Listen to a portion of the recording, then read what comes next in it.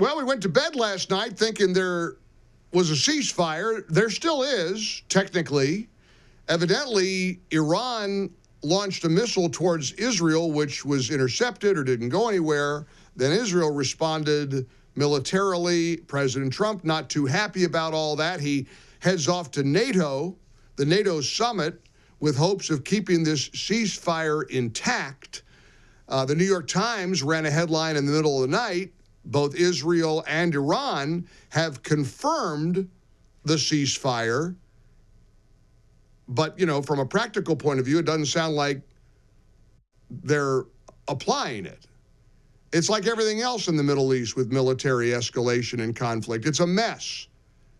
They don't know what they're doing, to paraphrase President Trump. In fact, he made a lot of headlines. You better buckle up because you're going to be hearing a lot of bleeps on the evening news. President Trump had a profane way of describing the way these two sides have been fighting for so long and so hard. But look, a lot of people last night and still today have egg on their face. There's kind of a World War V going on between people like Marjorie Taylor Greene and Mark Levin and Steve Bannon and Tucker Carlson. We've got prominent people who are really at each other's throats. At one point, Mark Levin said of Congresswoman Marjorie Taylor Greene, "Nice of you to come crawling out from under your rock once in a while." And she's insulting him, and he's insulting her. Look, that's not helpful. I think everybody ought to just calm down a little bit. Trust the president. You know, it's notable to me that the people that are fighting amongst themselves all say they support Donald Trump. So trust him. I don't think he wants this kind of infighting. I don't know, maybe he does. I know there are bosses who like dissent, and he's been described that way. I've worked for brilliant people who like fighting among the ranks because they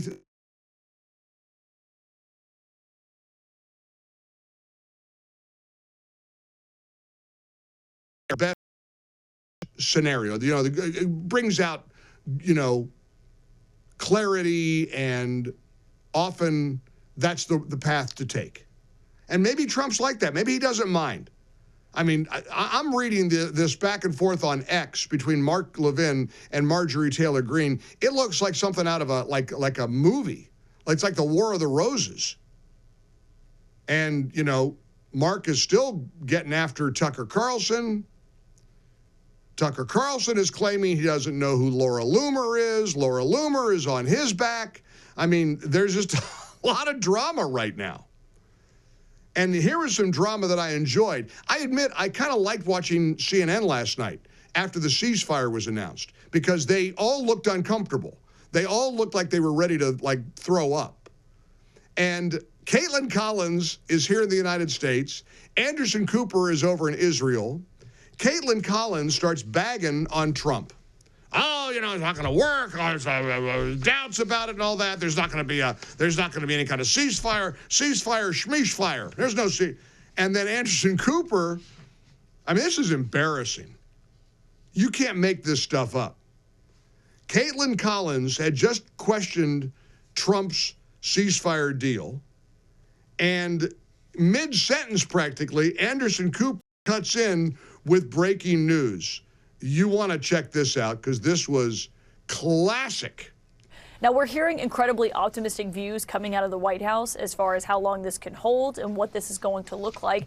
That obviously still remains to be seen on the implementation side of this, and waiting to see if the firing does stop and if Iran and Israel do both agree to this. Because, you know, speaking of the fluidity of the situation, it was just 24 hours ago that President Trump himself was suggesting a regime change in Iran was a possibility. And obviously right before that, having the United States strike Iran. And so, yes, there have been a lot of phone calls going back and forth. In part, this has to do with Iran's limited response earlier, where they fired on a U.S. base in Qatar, but there were no casualties. We know that they did give a heads up that they were going to be firing on U.S. bases without exactly specifying which ones. But that is the question here, is if the United States felt that it did not need to respond to the Iranian retaliation? Did that create the space for this?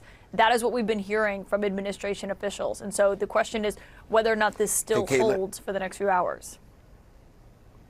Caitlin, I just been given word that Iran, according to a diplomat who briefed CNN, Iran has agreed to the ceasefire.